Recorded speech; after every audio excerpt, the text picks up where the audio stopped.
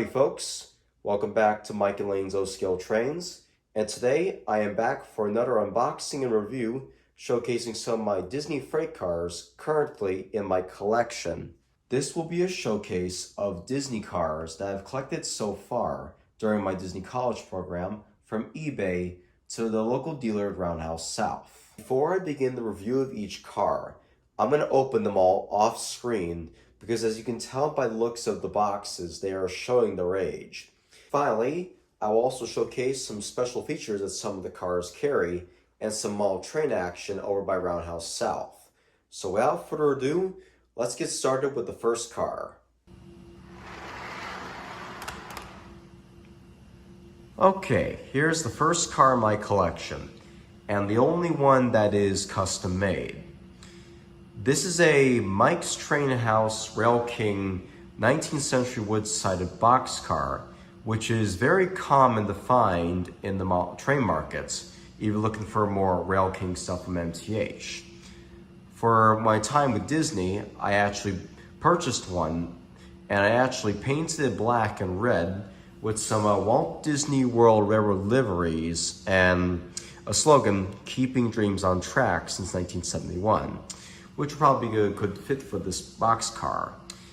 And when I wanted to have some characters sign it, after I finished painting it, added the decals and added a new handbrake to it, I took it to the Disney and had all the characters sign it, which I'll show some photos right here.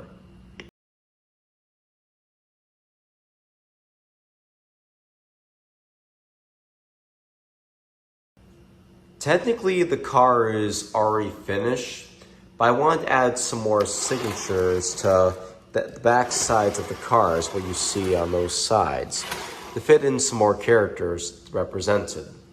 This car is perfect for any 31 scale trains if you run in like a small layout with some track, and it's perfect for that type of person that's new to the hobby.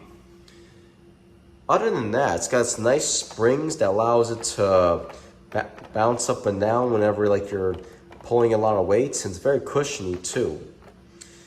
But other than that, it's a very self-explanatory car. Anyone can do this. It's a very simple car. And without further ado, let's move on with the next car.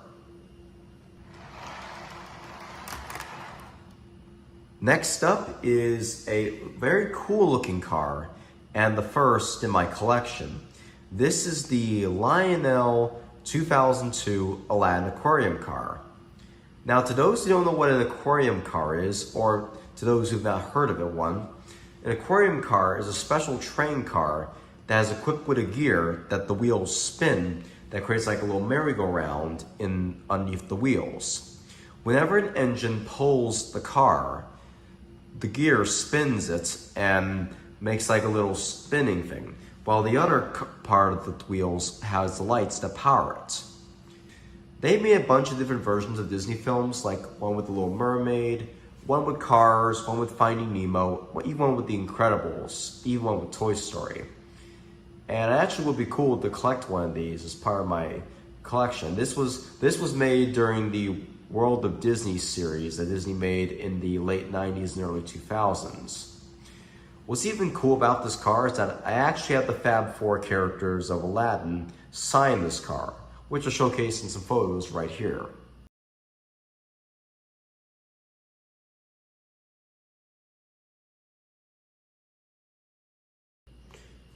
Though I never watched Aladdin when I was a kid, but as I learned more about the film and as I learned that this car was very common to find on eBay or any other train market out there, I would say why not pick up one? And so that's what I did. So inside the car, as you move the wheel, you can see like characters from Aladdin spinning around as the train moves. But I don't have the track powered, but you will see it light up once I get the trains powered up. Other than that, it's a nice, cool addition to my collection and the first operating car in my collection. So let's move on with the third car.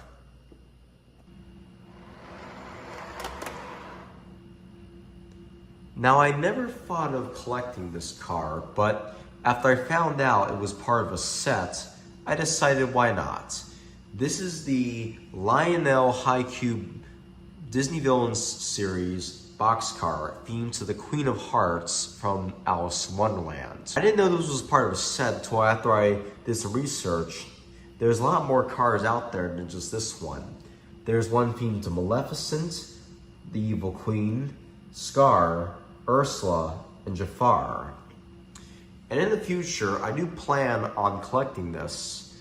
And it's just another one of those generic high-cube boxcars. Doors open as well. And of course, it's got the spraying trucks as well, like the other three I mentioned.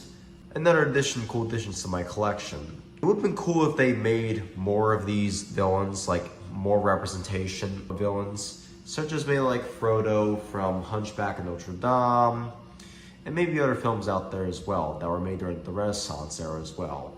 Or maybe even some that came out in the 2000s, or maybe some that came out back in the 2010s.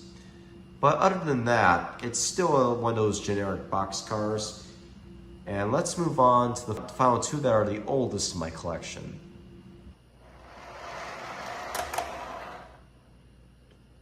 Now, normally this is not really a Disney car, but since I got along with another Disney car I got from Roundhouse South today, why not include it? This is a Lionel Toy Fair convention car that Lionel Trains used to make for the Toy Fair convention that it used to take part in for many years. And this is the one from 2006, which also says Lionel at Toy Fair for over 90 years. Hence why it says 90 in May 2006. I like the vintage designs of the car, as like it's got like a little standard gauge classic theme to the train car. Now, when I got this from the person that was selling it at Roundhouse South, they said they're not sure if they're doing it again, because this was made back in 2006, but it is a good novelty item I picked up. It's one of those generic Lionel boxcars with some theming. It's also got some, like the Rail King boxcar, it's also got some metal sprung trucks. You can bounce around bits as well. But it's another simple car to do, and it's nice to pick up.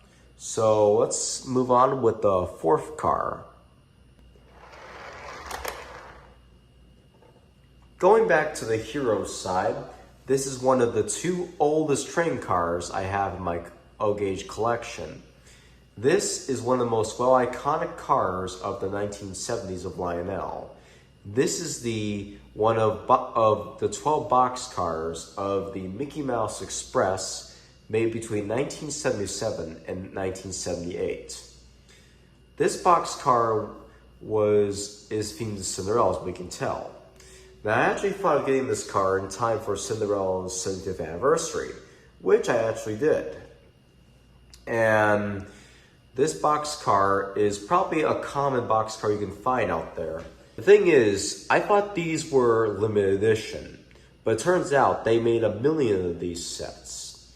And I decided I wanted to collect the entire train, which I made a goal to collect all of the cars, including the 50th Mickey Mouse birthday one, and the locomotive as well, which will be a nice addition to my collection once it's finished.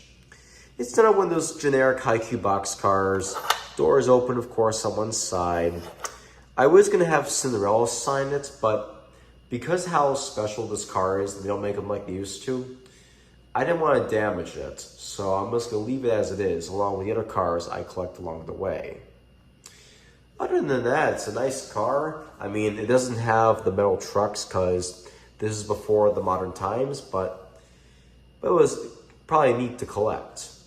Let's move on to the last car, and it was pretty neat. The last car, and is also part of the Mickey Mouse Express. This is the caboose of the train, and is actually one of the less expensive ones that you can find on eBay or any other model train market or in model train universe. Now you're wondering what those red plastic lights right there. Those are actually lanterns that you can remove and put them on. Because they come with them underneath the caboose when you first get them back in the olden days, or when you pick up a caboose like that at a model train dealer.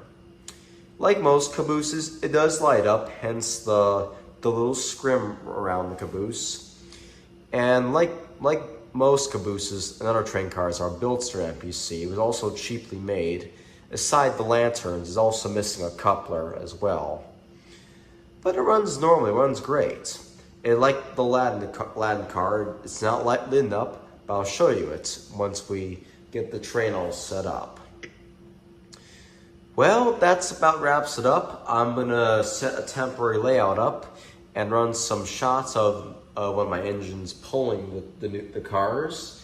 And we'll also see some nighttime footage and some shots of Roundhouse South while train action going on. So I'll see y'all in just a moment.